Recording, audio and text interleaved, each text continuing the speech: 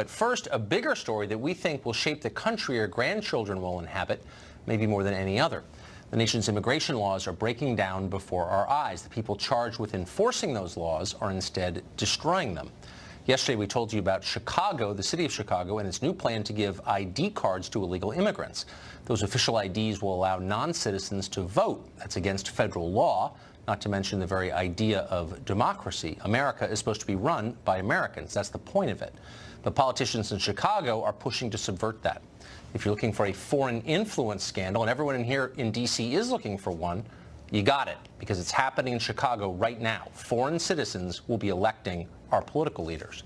Chicago Alderman Amaya Pawar came on this show last night and tried to tell us that it was our imagination. None of this is happening. Illegal immigrants, he said, can't vote because in Illinois you have to prove you're a citizen in order to register to vote. Watch him tell you that. In order for someone to register to vote, they would have to sign an affidavit and present a birth certificate, a passport, a social security card, and potentially this. So you'd still need a second form of ID. So you're saying that in order to register to vote in the state of Illinois, you need to produce evidence of citizenship. Is that your claim? Yes, it is.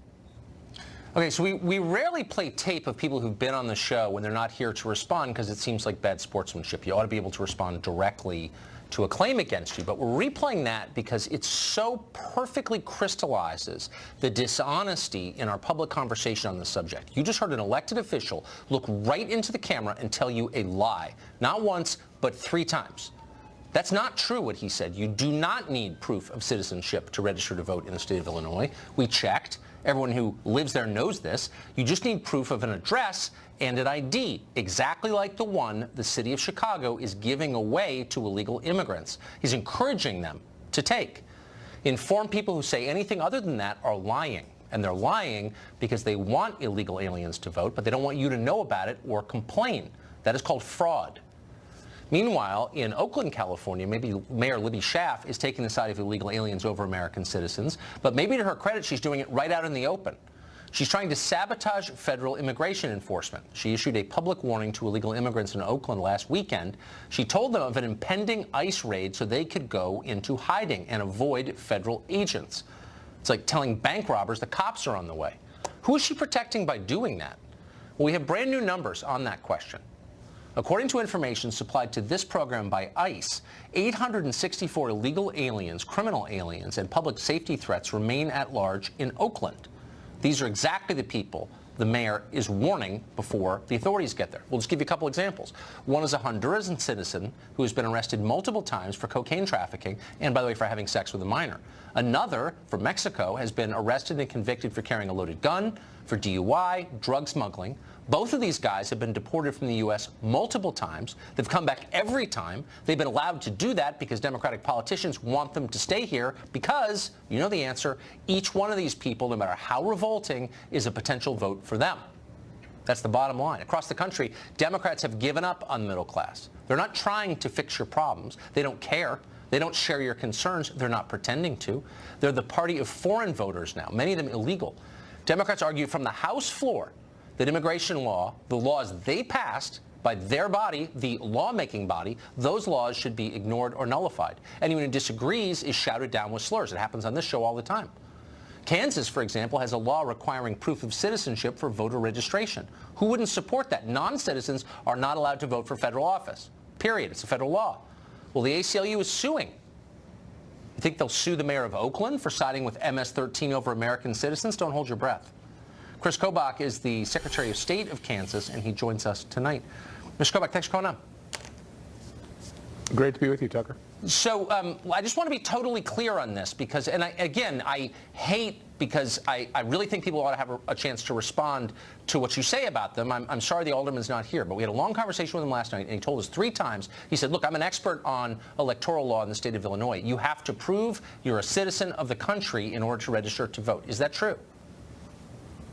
That is false. Anyone who studies this issue knows there are only 4 states where the laws require you to provide proof of citizenship when you register to vote. And those states are Kansas, Arizona, Alabama, and Georgia. And of those 4, only Kansas and Arizona have fully implemented the law. The other 2 states are in the process of starting to implement it. So just to be clear, what you do need in every state is a government ID, a universally recognized ID, and that's the one thing that's kind of hard for illegal aliens to get because they're not supposed to be here. So when government gives them an ID that is sufficient for voter registration, how are they not abetting voter fraud? Well, it is absolutely abetting voter fraud. And, you know, the amazing thing is, of course, in the other 46 states, you don't need to provide proof of citizenship. All you need to do is check a box that says, I am a U.S. citizen. And we have found hundreds of cases all over the country. We've had expert witnesses look at Kansas, and it could be as high as 18,000 aliens on our voter rolls. In other states, it's probably in the 6 figures or more. But the point is, people are doing this all the time, sometimes intentionally, sometimes the non-citizens are doing it unintentionally. They can't even read what it is they've just signed, or they didn't pay attention to it, and then they start getting mail from the candidates saying, hey, you're a registered voter, don't forget to vote for me, and don't forget to vote on August 7th, or whatever the date is. So if they're registering and they're voting. But why wouldn't that make a difference in elections? I mean, clearly the Democratic Party is abetting this. They're doing this on purpose. They're printing these IDs at government expense, public expense, giving them to illegals and letting them register to vote. I mean, why is this not an electoral strategy? It looks like that. It certainly looks that way. And it does seem that many in the Democrat Party, hopefully not all, seem to think that it's okay if aliens vote. And yeah, maybe they shouldn't be, but heck, it helps the Democrat Party anyway. Some of them have talked like that, and I think it's appalling. Look, only Americans are allowed to vote in these elections. You win or lose by persuading Americans that your policies are right. The idea that we would try to replace or outweigh American voters by bringing in foreign voters is outrageous. Yeah, that's the foreign influence scandal. So you're in the middle of a lawsuit over something related to this. Yeah. Yeah, so the ACLU has kind of declared war on election security laws like ours in Kansas. And this war is something that is outrageous. They're making ridiculous arguments, like it's an unconstitutional burden for you to reach into your file cabinet at home and find your birth certificate. Or they're claiming that the National Motor Voter Law of 1993 somehow created a special privilege. If you get your license at the DMV, you don't have to prove citizenship, even though the law doesn't say that. So they're crazy arguments, but we're fighting them in court next week. Yeah, well, I hope it's really clear to our audience what the point of all this is, because it is clear. Mr. Secretary, thank you for coming on. I appreciate it. My pleasure. Acting ICE Director Thomas Homan spoke frankly about what Oakland Mayor Libby Schaaf did when she warned of the impending raids in her city. Watch. What she did is no better than a gang lookout yelling police when a police cruiser comes in the neighborhood, except she did it to the entire community. I mean, it's beyond the pale. I've been doing this for 34 years, and this is a whole new low to intentionally warn criminals that law enforcement's coming. John Yoo is a professor at Bolt Law School at UC Berkeley and was Deputy Assistant Attorney General under President Bush, and he joins us tonight. John, thanks for coming on. So I think it's allowed, I think states, my understanding is, do not have the obligation to enforce federal law, but are they allowed to subvert it? No, and I think the Constitution and the Supreme Court are quite clear. Immigration law is the sole preserve of the federal government. And so the federal government has the right to enforce its laws. The federal government can't commandeer or compel state officers to help them, but state officers cannot impede or obstruct federal law. We had a civil war about this. This is what the Civil War was really about, was whether state officials could block national federal laws. So, I mean, without, not to draw too fine a point on it, but I mean, you often hear the left say this is a fascist administration. If it's such a fascist administration, why aren't they doing anything about this at all? Well, first of all, it's not fascist to want to obey the federal laws passed by the people we elected in Congress. That's the way our system works. If state mayors and state governors oppose the Trump administration's immigration priorities, then our Constitution sets up a system. You go and elect new members of Congress, and they change the law.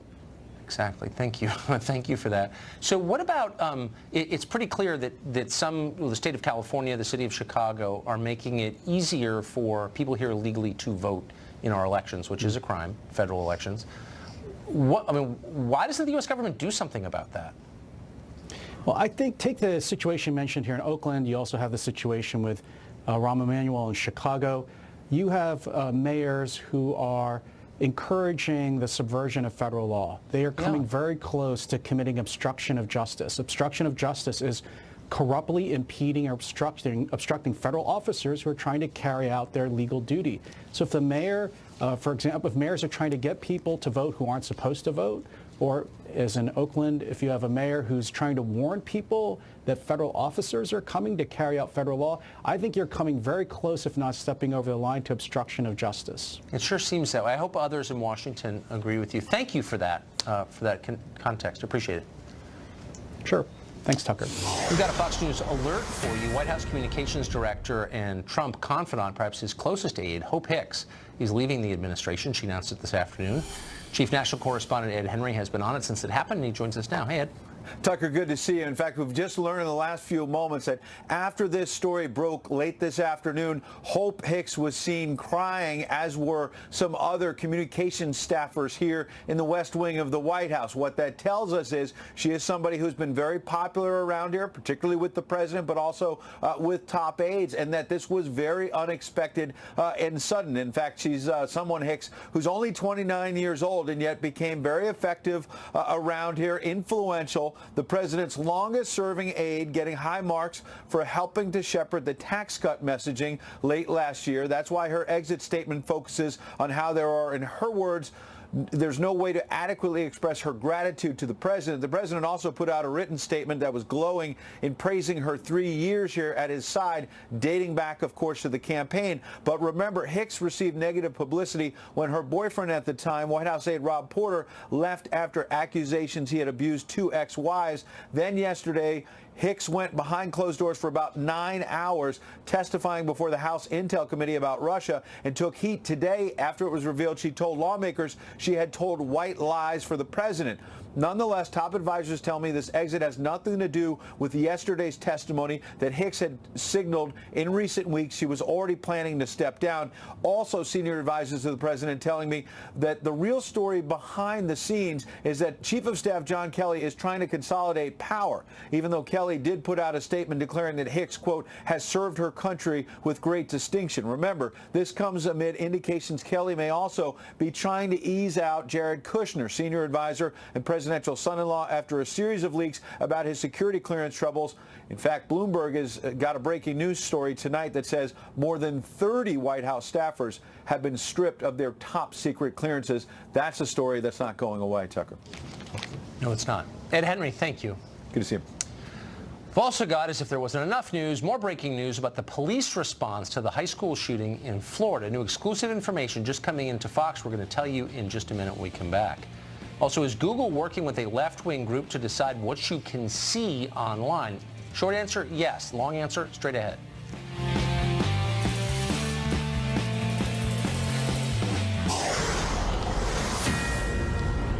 Got a Fox News alert for you. There is new exclusive information coming in right now about the police response to that massacre at Stoneman Douglas High School in Florida. Fox's Matt Finn has been working his sources all day, and he joins us with what he has found.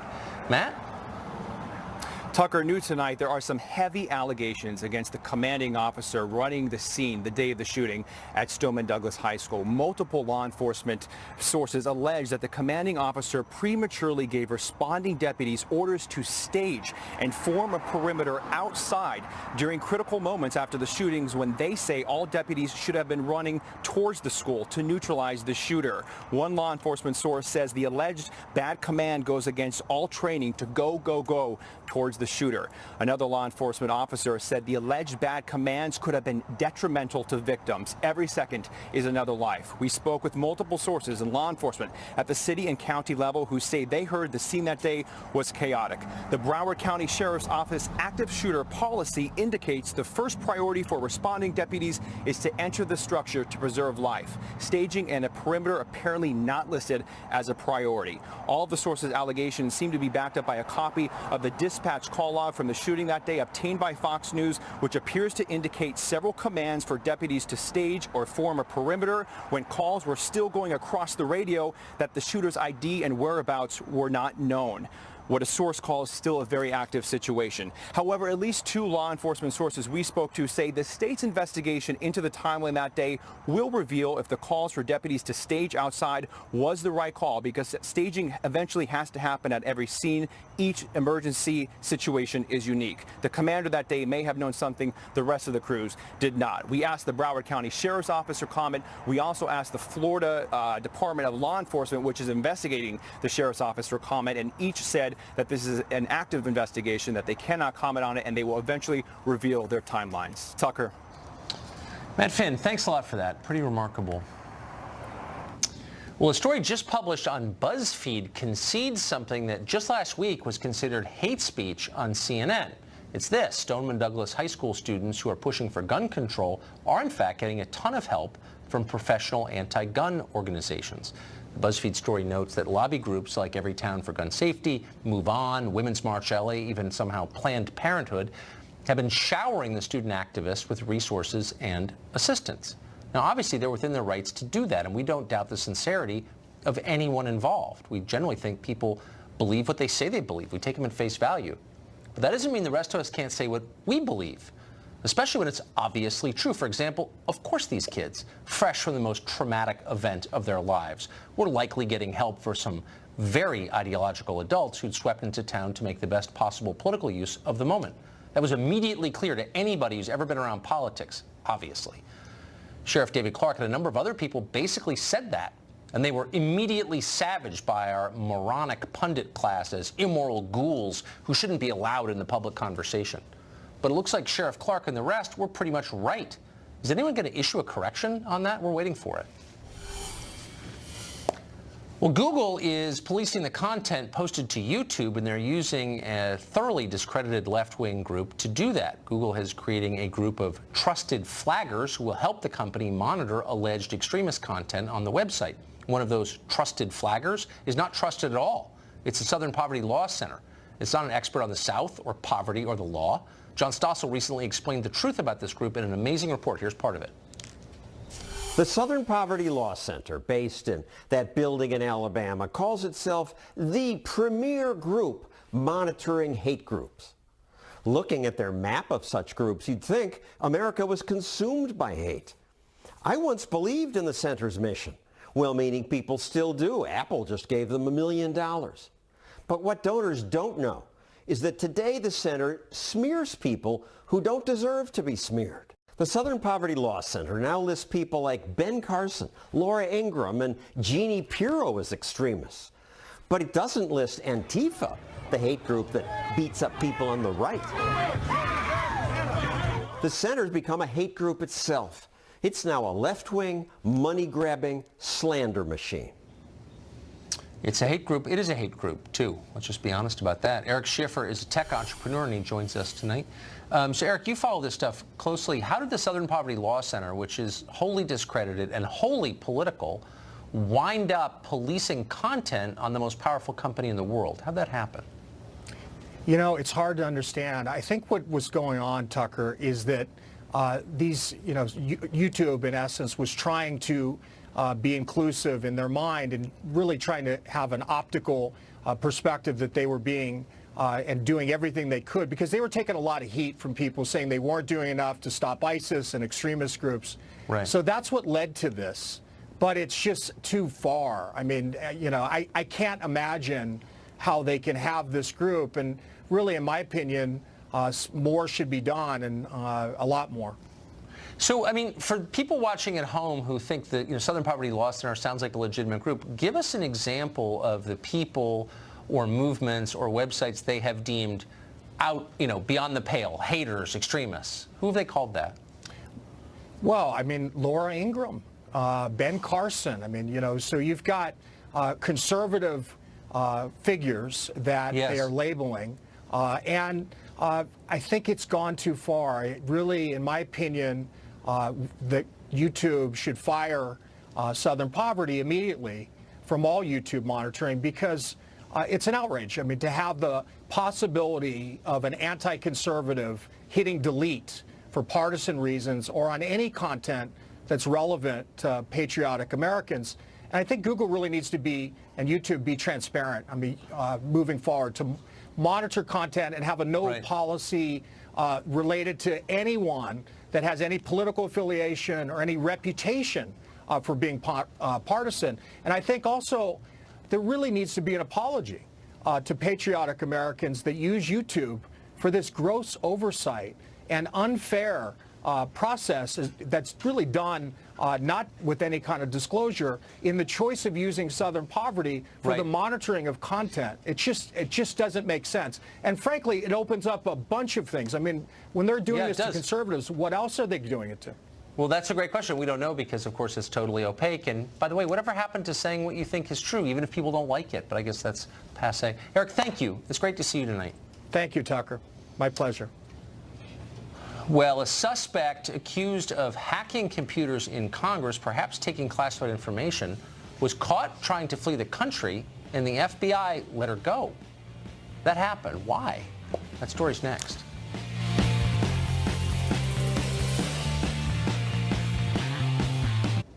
Well, a new report reveals that the FBI let a congressional hacking suspect flee the country, not clear why, even after she was caught trying to board a plane with a likely illegal amount of cash. Imran Awan is awaiting trial on charges of fraudulent procurement and bank fraud, but he may also have hacked the computers of numerous House Democrats. Thanks to an FBI blunder, though, his wife is safe at this moment in Pakistan. Luke Rosiak broke that story for the Daily Caller News Foundation, which is a nonprofit that shares a name similar to a website I once started and owned shares in, but no longer run. There's my disclosure. He joins us tonight. Hey, Luke. Hey, Tucker. So boil us down for us. Why is this a big deal? So this is the pattern that we've seen time and again, where the DOJ and the FBI have evidence of crimes, in particular in cases involving Democrats and the politically connected, and then there's just no charges. And it's stuff that everyone knows. If the average Joe were to do this stuff, they're going right to jail. So what would be the charges in this case that are not being filed? So the House Inspector General found before the 2016 election that these guys made unauthorized access to House data. They were impersonating members of Congress. They were funneling data off the House network. They were covering their tracks. The House tried to block them. They found ways around it. This is malicious intent. These guys, this is hacking. This is cyber infiltration.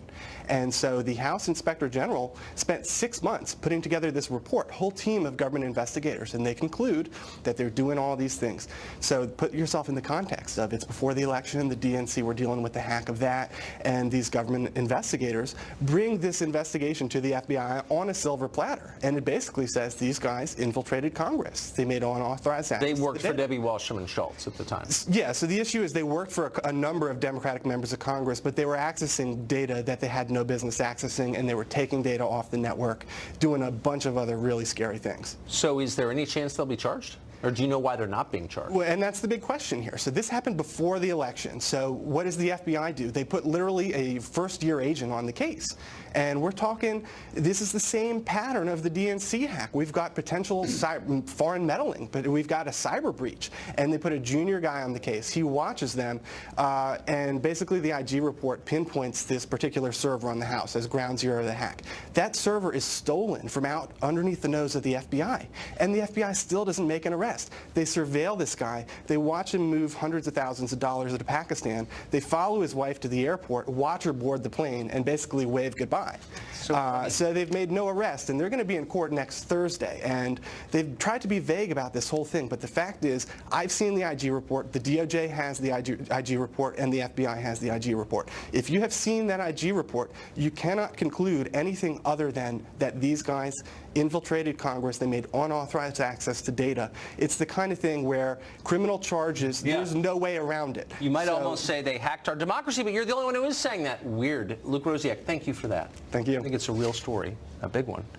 In 2016, both Hillary Clinton and Barack Obama said it was impossible to hack American elections. Today, though, Hillary Clinton accused President Trump of, quote, surrender to Russia, with whom she apparently thinks we're at war, by not doing more to stop Russian interference. Philippe Reines is a longtime Russia hunter, an enemy of the Kremlin, also a former Hillary Clinton advisor. He worked with her at State and other places. He joins us tonight. So, Philippe, how is Trump, like, what exactly specifically should Trump be doing against the Russians right now? Well, let me try it this way.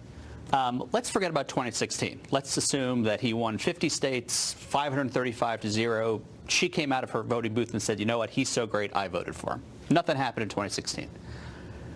Let's assume for a moment that Donald Trump's CIA director, his director of national intelligence, and his director of the NSA testified before Congress and told him, presumably, that North Korea was attempting and planning on disrupting our elections in 2018 as a precursor to 2020.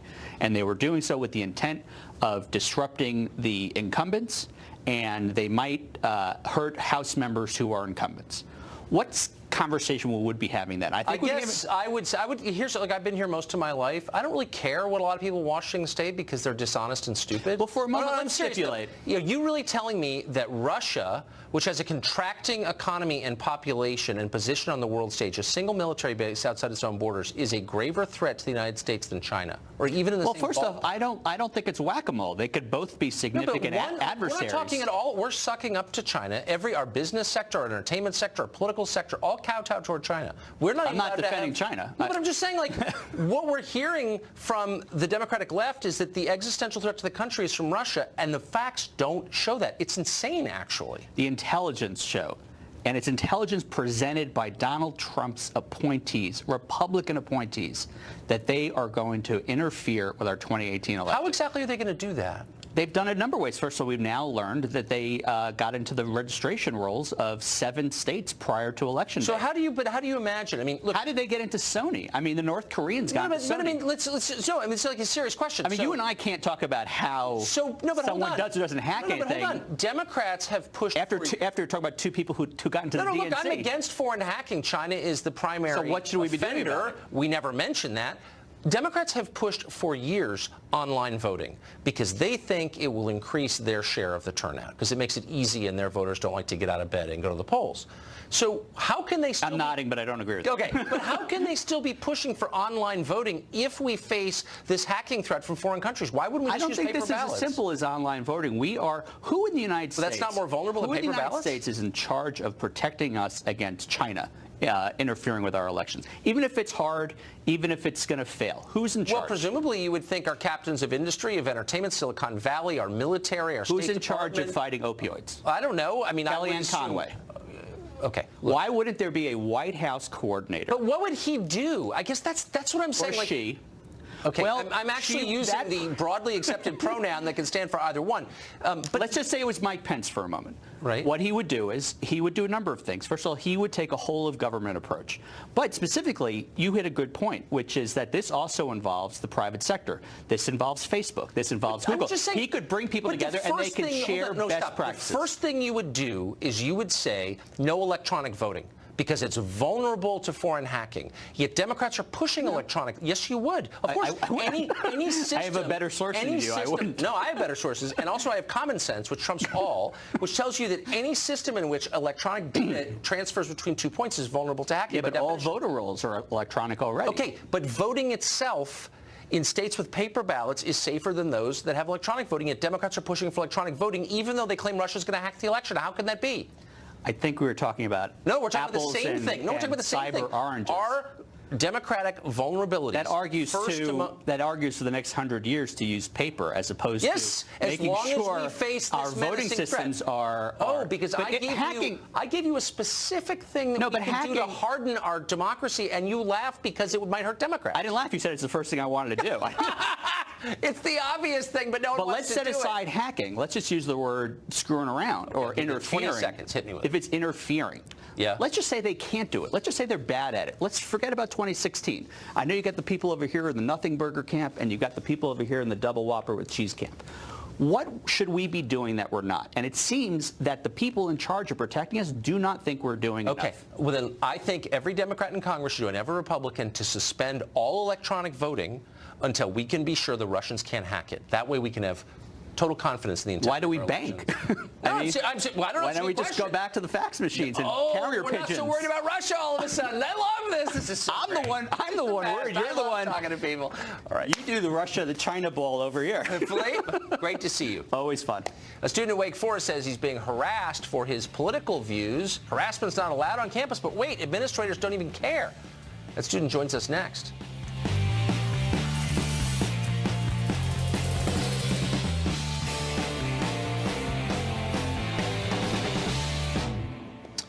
You Universities are obsessed, they say, with stamping out harassment. They've got whole programs dedicated to that. But not all harassment. Some is fine, it turns out.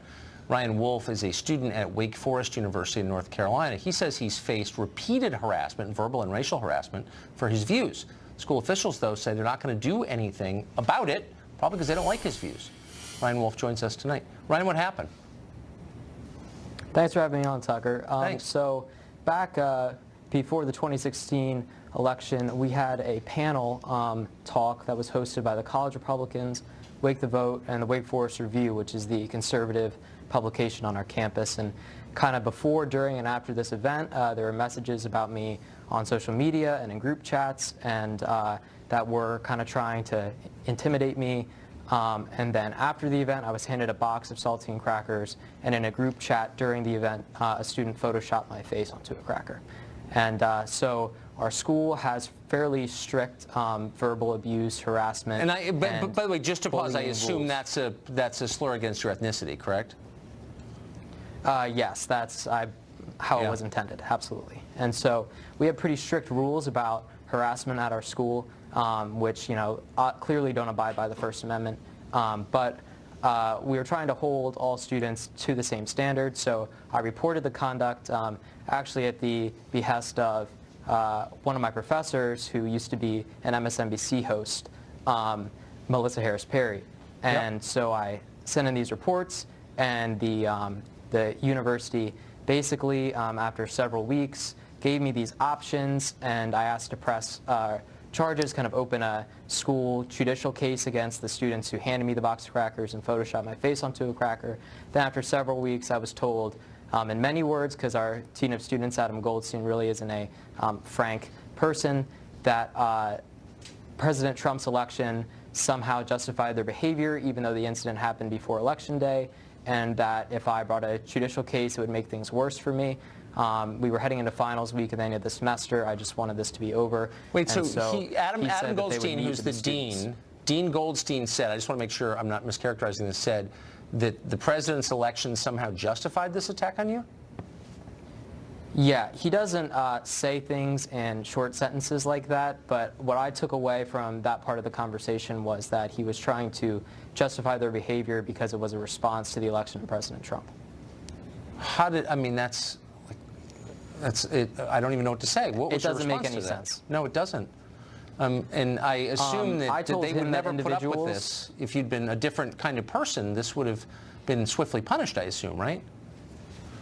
Right, exactly. We had a racial slur incident just a few weeks ago, and let me be clear, I'm not equating what was said by this girl to what was said about me, but that student was asked to leave our school about 2 days later. This took several weeks, and they wouldn't even open a judicial case about harassment, even just kind of leaving the race part out. So Dean Goldstein didn't say in that case, well, Barack Obama was elected president, 9 years ago. So it's sort of understandable that people might do that. That wasn't the excuse he gave in that case, I assume, right? Oh, no, yeah. Well, this incident just happened a few weeks ago here. But, yeah, no, it makes no sense. I told him in that meeting that, individuals have to be held accountable for their individual actions under the rules we have at the school. And, if I had it my way, we would just abide by the First Amendment and we wouldn't have all these rules. But if we're going to have these strict, if we're going to have these strict rules in this bias reporting system, then everyone needs to be held accountable the exact same way. Ryan, I really appreciate how brave you are to come on and how clearly you express that. And in a way, you're a credit to Wake Forest because you're impressive, but the school is obviously not living up to its own standards. So thanks for telling us about it. I appreciate it. Yeah, thanks for having me on. Students as young as 5 years old in Delaware may soon be able to say they're changing their gender, their race, without even letting their parents know. And the school will protect them in that against their parents. Amazing story. Next.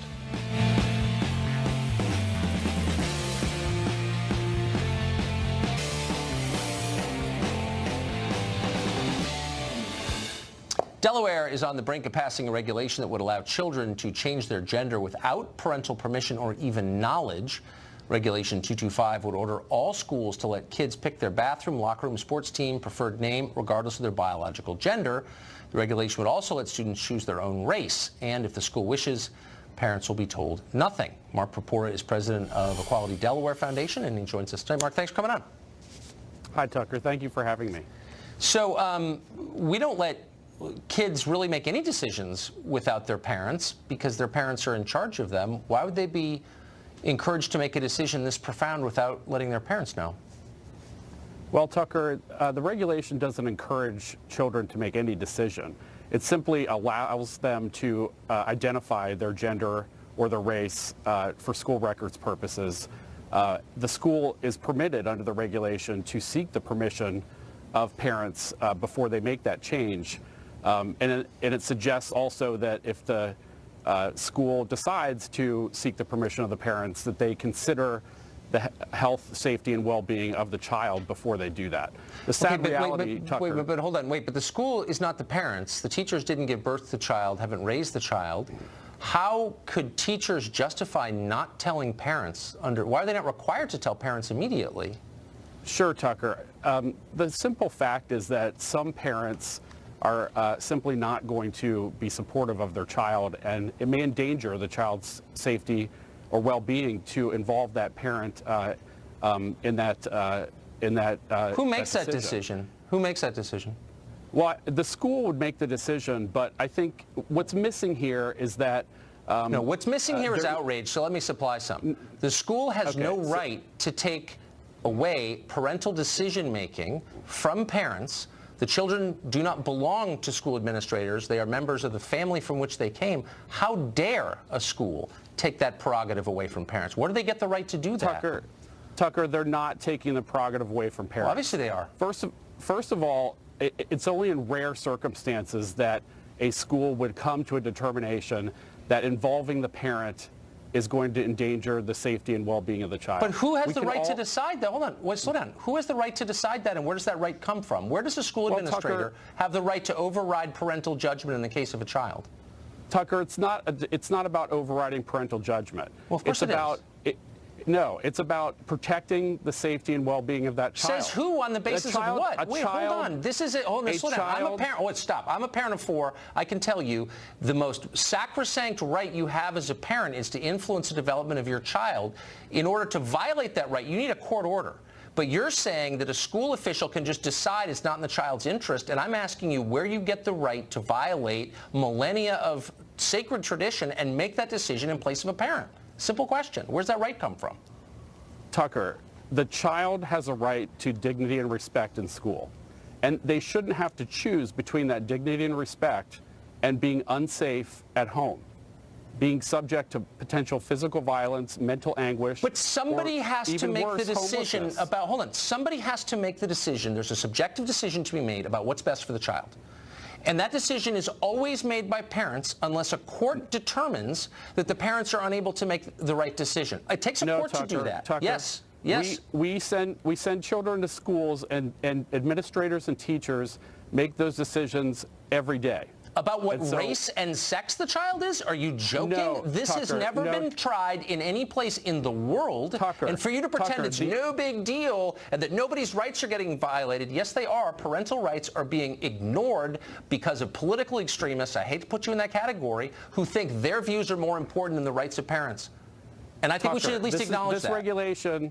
This regulation is similar to policies that have been implemented across the country in Oregon and Washington and Massachusetts. Oh, going back like about 6 months. This has never happened in human history. We didn't used to believe 3 years ago that you could change your sex or your race. So this is all brand new. So at least pay me the compliment of acknowledging this is brand new. This has never been tried. It's not brand new. Yes, Tucker, it's not brand new. Changing your race is an old thing. Well, how far back does that extend?